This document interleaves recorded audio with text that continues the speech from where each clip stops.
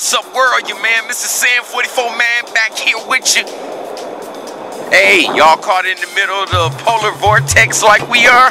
Hey, y'all see the snow on the ground and everything. Just sitting here at the old little spot where me and Tariq used to hang out. You know, world, I'm not going to even keep this long to show y'all little bears they got over here for Tariq. But let me tell y'all something. The world for the new year is on the hunt for the black man. Yes. Michael Brown, his family is waiting on the grand jury to find out, are they getting ready to charge the officer for his death. Then you got Adrian Peterson. He's not about to make no money with the NFL till next year, if they even allow that. And can you believe it, world? Bill Cosby? Y'all don't have nobody else to fuck with. He's a rapist now. Wow. The man that gave y'all the Cosby Show and everything, now he's a rapist. But let me ask you something, world. And we get ready to talk about America for a minute. During the course of slavery, did any black women get raped? Let's look at 12 years of slavery in Django. Have black women been assaulted at the hands of mainstream American men? Now y'all gonna take a National Archive institutional man that in tap dance did everything for y'all to please mainstream America and make him look disrespectful, and he's a pervert rapist. America, you something else. But in 12 years of slavery, when the black woman was getting raped by the white man, or I should say the mainstream American man, did it make a difference? What I want y'all to do, world, is I want y'all to look at this collaboration of everything that black people are doing wrong and show how mainstream America treat their own. And ask yourself, is it fair? Is it fair, world, the way we treat it? America says, oh no, we're not racist. But when it comes to us, the information I'm about to show you shows a little bit different. Y'all stand by and check this out, and then I'll be right back with you. Detroit Raw, only on YouTube. Morning, everyone. I'm at broadcasting with another local board news update. And right now, a University of Michigan football player is headed to court in Ohio. Defensive end Frank Clark was arrested over the weekend on domestic violence charges for allegedly attacking his girlfriend in a Sandusky, Ohio hotel. You know what, we're talking about something that actually happened Sunday, but it was such a moment that stuck with people and got a lot of us pretty heated up. It happened at the Bengals-Saints game, you might recall. It was a great game on Sunday night when a Bengals fan in the stands got a lovely ball tossed to her from player Jermaine Gresham. You saw this, right, guys? Did you see it? Yeah. Okay. And then the Saints fan ripped it right from her hand. That's what it looked like on television. Well, his name is Tony Williams, and he quickly found himself on the defense as people basically went in on this guy on social media. Mike wrote, for example, wow, that Saints fan is a total jerk. Give the Bengals fan the ball. Yeah. So is this a case of things appearing on television different than what played out in real time in real life? Williams and Christina Barrett, that's the woman's name, well, they both spoke out Monday, putting the ball battle, I think, to rest. Tony said, they're saying that this was intentional and I was fighting the lady. No, I wasn't doing that. I was just trying to get the football from my grandson. That's Tony's version. For my grandson. Yeah. So Christina agreed. She says, I think the pictures make it look 10 times worse than it actually was. I have no bad feelings towards him whatsoever. So, guys, what do you think? Did it look, you think it was a TV moment that looked bad? Well, she ended up getting another ball in the end. Yes, she did, right? absolutely. So, I think maybe that's why. No, it was just some racist propaganda to start shit between the races. Who gave her the ball. Yeah. But I don't know. But the guy knew that the player intended it to go to her. But I think he got excited. He reached in. Did that man tell that man, Hey, this is for her. He just pointed the ball and threw it up there. Y'all seen what he did now. Hey, y'all know how it is when you go to the game. That's anybody's ball when it come out the player's hand. Stop playing, world. He grabbed the ball and just caught up in the moment. But social media really went after him, and they seem to be cool about it. But it is one of those, do you believe me or your lying eyes kind of what it is. I don't think it was the taking the ball, it was the stiff arm that I thought. It was like, get away from me. So they've settled it, and their ball's free. Thank you very much. Bill Cosby is facing a new high-profile accusation of sexual assault this morning, and fallout from this scandal is now putting one of the legendary comedian's current projects on hold. NBC's Gabe Gutierrez is in Los Angeles. Gabe, good morning to you. Matt, good morning. Overnight, Netflix announced it was postponing the launch of Cosby's new stand-up comedy special. But now, Cosby's lawyers are blasting his latest accuser, calling her story an outright lie. This morning, Bill Cosby is fighting back. How dare you take advantage of me? After former supermodel and TV host Janice Dickinson told Entertainment Tonight that back in 1982, she visited Cosby in Lake Tahoe. After dinner, she says the comedian gave her wine and a pill. I remember before I passed out that I had been sexually assaulted by this man. The last thing I remember was Bill Cosby in a patchwork robe, dropping his robe and getting on top of me. And I remember a lot of pain. In a statement to NBC News overnight, Cosby's lawyers say that story is a complete lie. They say she contradicted it in her 2002 book and in an interview with the New York Observer, where she said Cosby blew her off after she didn't want to sleep with him, making no mention of any sexual assault. Dickinson says Cosby pressured her publisher to keep the alleged rape out of the book, a claim his lawyers strongly deny. She is now the third woman in recent days to accuse the 77-year-old of sexual assault, after video of stand-up comedian Hannibal Buress calling Cosby a rapist last month went viral. Yeah, it was great women, Bill Cosby. So Cosby's attorneys have said their client would not dignify decade-old, discredited claims with a response. But since then, there's been new scrutiny of a 1969 comedy routine that's also gone viral, where Cosby joked about men drugging women. Well, there's this girl, Crazy Mary. You put some in her drink, man, she... I just want you to do the best you can. No criminal charges have ever been filed against the man once known by many as America's TV dad on The Cosby Show. But he settled a civil suit in 2006 with another woman over an alleged incident 2 years before. I was embarrassed and ashamed. Now he's facing his most high-profile accuser yet. I think right now, everything Bill Cosby has ever done is going to be re-examined and looked at anew. You know, obviously it doesn't suggest guilt in any way, but now people are starting to look at him through a different lens. NBC News reached out to HarperCollins, the publisher of Dickinson's 2002 book, but they were not able to verify any details of her story overnight.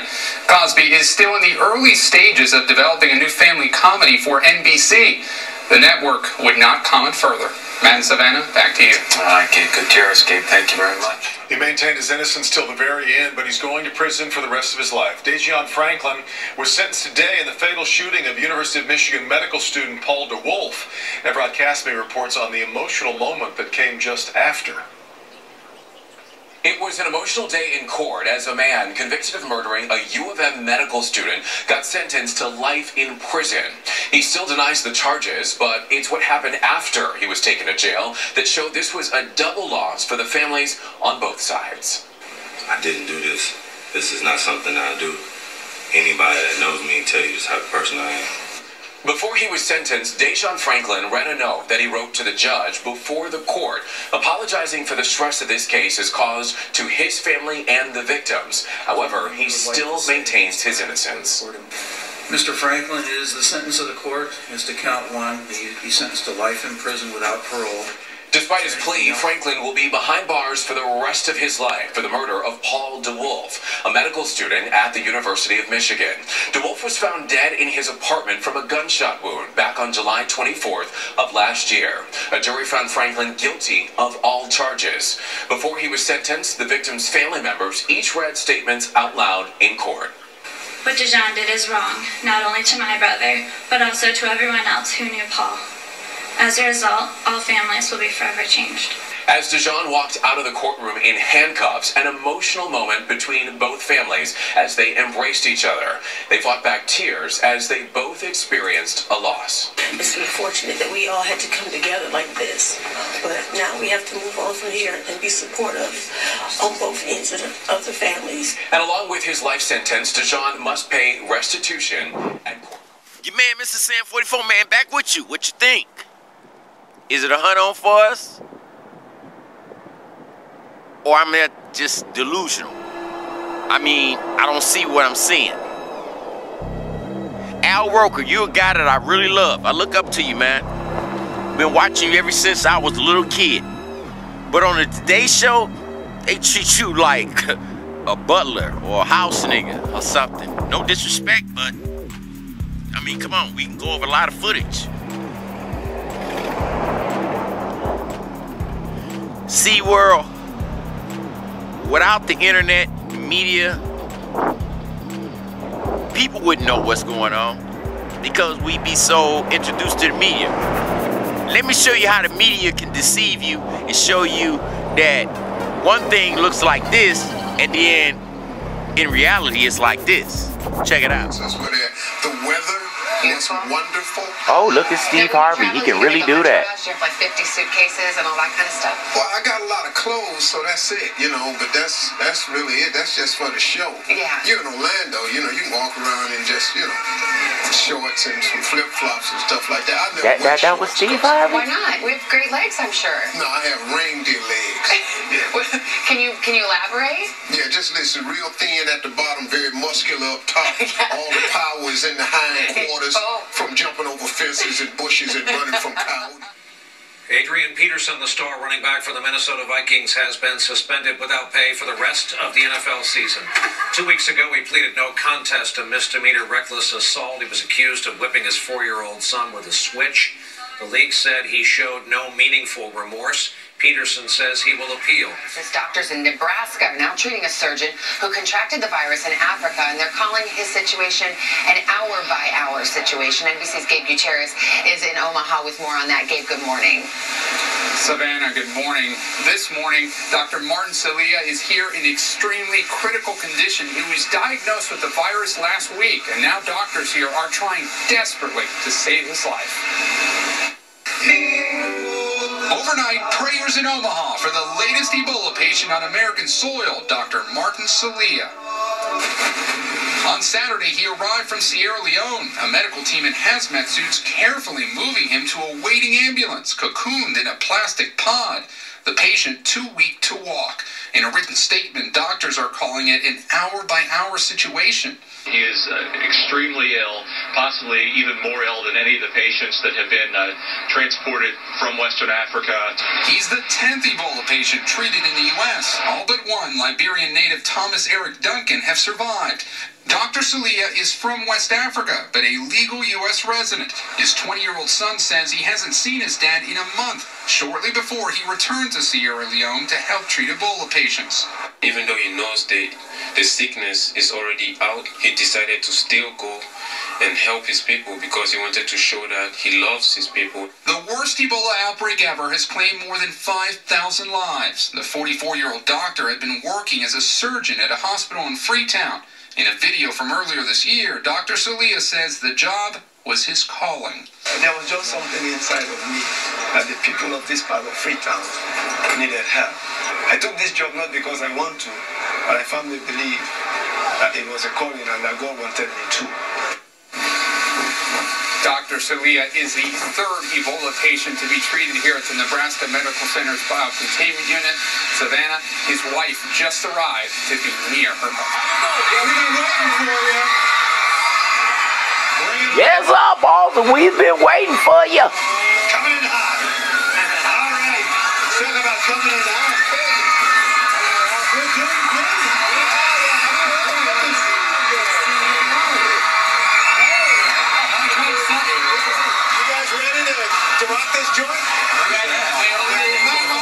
Well, the boss is up there, or yonder.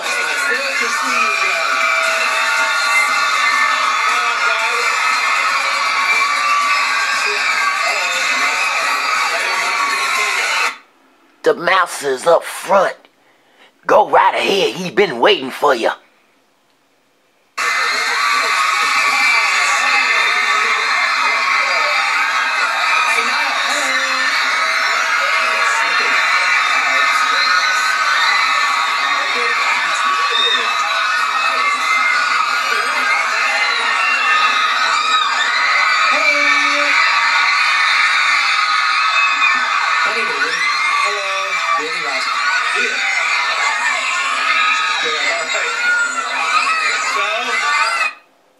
Now let's just step in here for just 1 second, world. And I want you to pay attention to something. This is One Direction. And that's Matt Lauer. What happened to Al Roker? Wasn't he with him? Oh, I'm sorry. They had to go to the back in the kitchen. You ain't allowed to entertain the guests. Just another day at the office? Yeah, exactly. This is so crazy. These guys have been here since like 5 o'clock this morning, so thank you so much. I'm counting chairs here in IC4. Normally we're used to seeing you guys with 5, so let's start with the obvious. Where is Zayn? Yeah, he's got a tummy bug, so he's not very well at the moment, so we couldn't make over. We only found out this morning, so we were really sad and he is as well that he can't be here for our album release day, but it's still going to be a really great day. The almighty, the great, American, mainstream American man gets to travel the world, knows everything, looked upon like an icon. I wonder, does he got any skeletons in his closet? You think?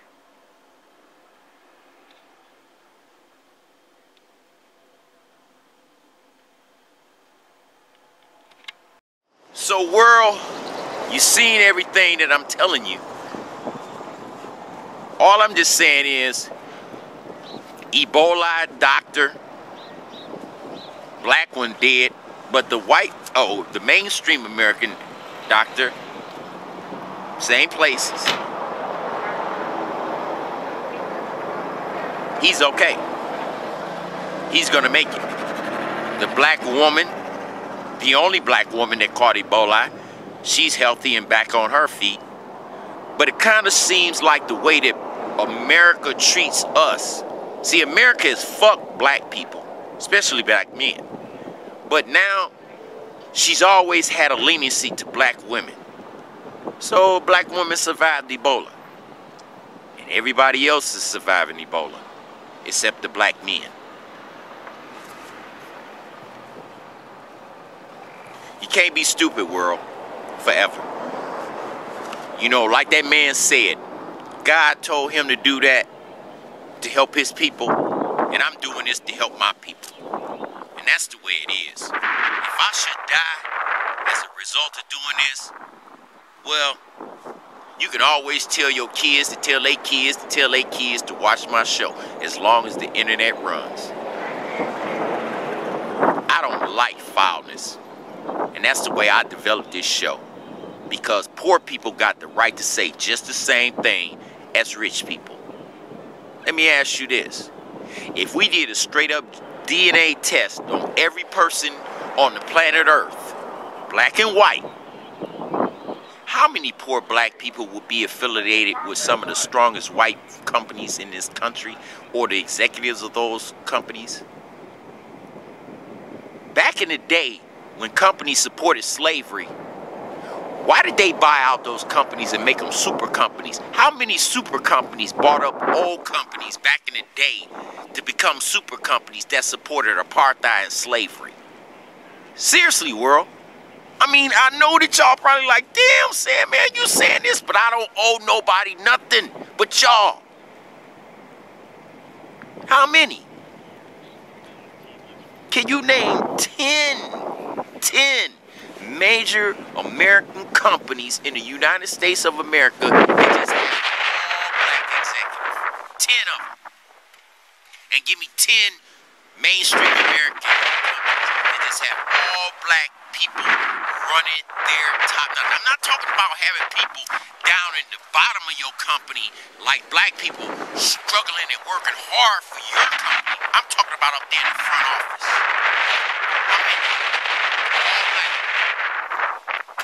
It won't equal out. I guarantee you that. I would put my life on that. Let me come to all the companies in America and show their top boardrooms when they're having a meeting and show how many black people are sitting on those boardrooms. You gotta wake up. This is a new day. We got control. Just what's happening out there in Ferguson. Tired of it. We don't have nothing. What we got to lose, world. I'm not saying out there go out there and crack heads, but I'm saying make a statement. Other than what we always do, because it ain't doing shit for us. It's your man, MrSan44Man, out here in the polar vortex in the state of Michigan. It's cold, it's freezing. They did things out here for Doretha Look. That's what they did for Doretha. So, you know, it is what it is, world. It's cold out here, and I ain't getting ready to risk my life no more because it's cold. But I would just want to let y'all know, man, I speak the truth for the people that need it, for the people that don't have a say-so. That's why y'all love my show, because I speak for y'all and give you an opportunity to speak for yourself. So, you know, let's get ready, world, to change the world. Us black people. You're tuned into the Detroit Raw Show with your man. You know who I am, the one and only MrSan44Man. Grand jury decision nears in the Michael Brown case. Today, national correspondent Craig Melvin is in Ferguson this morning with the very latest. Craig, good morning to you. Savannah, good morning. Still no word on when we might get that decision from the grand jury. I can tell you, I just saw a handful of peaceful protesters in the area last night. I also talked to some business owners and some citizens as well. Many of those folks continue to hope for the best, but prepare for the worst. What's happening in Ferguson right now? From talk radio to freezing protest lines, it's the topic of conversation for a town on edge. It's kind of nerve-wracking, day after day. And I will faithfully demean... On Tuesday, Governor Jay Nixon swore in members of a 16-person commission devoted to deal with issues like poverty and policing in Ferguson. The governor also defended his decision to preemptively declare a state of emergency and call up the National Guard. This is about 100% of people being safe and 100% of the people that want to speak having the right to speak. But fears persist that additional police and guard troops could trigger the same kind of violence sparked in August, days after the Michael Brown shooting. Back then, some area schools were closed for 6 days. This time, educators are planning online courses while residents are stocking up. Blankets in the cars, you just never know. You know, if they're going to block off streets and we're going to be stranded. Local shops like this beauty salon boarded up but open for business. It was very, very stressful. Charles Davis refuses to board up Ferguson Burger and Bar. I notice right now you are one of 2 businesses not boarded up. Correct. Why? I'm putting trust in my community. A community once again in the national spotlight. So we do know that grand jurors heard more evidence on Tuesday. At this point, we still do not know how much notice this community is going to be given once a decision has been reached. The 9-member grand jury panel, they are considering a range of charges, everything from first-degree murder to manslaughter to no charges at all. On a point we just brought out there is another side to this new quarantine policy. Already tonight, some medical professionals have been on television saying the governors of New York and New Jersey might have just made the fight against Ebola more difficult in West Africa by disincentivizing American doctors who would normally want to travel there to volunteer to help, but don't want to then lose 3 weeks of their lives upon their return to the U.S. Well, just before our airtime here last night, we reported on a grievous attack on 2 uniformed NYPD officers by a man wielding a hatchet. He was later killed, and in light of the attack in Canada this week, New York police worried he was a so-called lone wolf with terrorist intent. Well, today they seem to confirm those fears. We get our report tonight from NBC's Stephanie Gosk. A lone attacker charging across a New York City sidewalk, hatchet in hand. New York Police Commissioner Bill Braden is calling it a terror attack. This was a terrorist attack, certainly. 2 injured officers. 25-year-old Kenneth Healy was struck in the head and remains in the hospital. Police say the suspect, 32-year-old Zale Thompson, was self-radicalized and inspired by terror groups online, including ISIS. Visiting websites that are focused on designated terrorist groups, Al-Qaeda, ISIS, Al-Shabaab, as well as looking at different acts of violence, including beheadings. Allegedly leading to this attack on a street corner in Queens. The target of the attack, 4 rookie police officers standing about here. The man with the axe injured 2 of them. The other 2 had the wherewithal to draw their weapons and defend themselves. You can see the bullet holes in this building. Police say Thompson converted to Islam 2 years ago. This is believed to be his Facebook page with verses from the Quran and a black and white photo of an armed fighter. Exactly the kind of lone wolf actor that has law enforcement concerned. Protecting against those who are radicalized is extremely difficult for police and intelligence officials. Trying to find that person who is both radicalized and is going to take action when they're operating on their own is near impossible. Law enforcement around the country are on alert, trying to identify those just talking about attacks and those ready to commit them. Stephanie Gosk, NBC News, New York. Legend Bill Cosby facing renewed allegations of sexual abuse. And while he is not talking about them, his lawyer and an alleged victim are speaking out over the weekend. Today, national correspondent Craig Melvin's got that story for us. Craig, good morning. Savannah, good morning to you. A new allegation actually surfaced overnight, now added to a list of accusations made by women who claim they were attacked by Cosby, in some cases decades ago. One woman who claims she's a victim wrote an op-ed detailing the alleged abuse. While there are no charges against the 77-year-old comedian, he is battling some very unwanted headlines. With his wife Camille by his side, legendary comedian Bill Cosby sat silent as the host of NPR's Weekend Edition asked him about the allegations. There have been serious allegations raised about you in recent days. You're shaking your head no. I'm in the news business. I have to ask the question. Do you have any response to those charges? Shaking your head no. Hours later, in a statement, Cosby's attorney said, over the last several weeks, decade-old discredited allegations against Mr. Cosby have resurfaced. The fact that they are being repeated does not make them true. Mr. Cosby does not intend to dignify these allegations with any comment. I had to trust him. One of the accusers, Barbara Bowman, wrote an op-ed in the Washington Post titled, Bill Cosby raped me. Why did it take 30 years for people to believe my story? Tim, the actress talked about the claims on CNN tonight. And nobody believed me. Bowman wrote the column after video of stand-up comedian Hannibal Buress calling Cosby a rapist went viral. Yeah, it's great living, Bill Cosby, so... Days later, Team Cosby took to the internet and posted pics of the comic and encouraged fans to caption and share them on social media. The stunt turned ugly when some focused on the rape accusations, and Cosby meme started trending. Shortly after, word spread Cosby would no longer be appearing on Late Night with David Letterman as previous scheduled. But he did show up Sunday night on stage in Erie, Pennsylvania, where fans seem to be reserving judgment. I think he's innocent until proven guilty. Till I knew it's true, know it's true, I wouldn't judge him. No criminal charges have ever been filed against Cosby.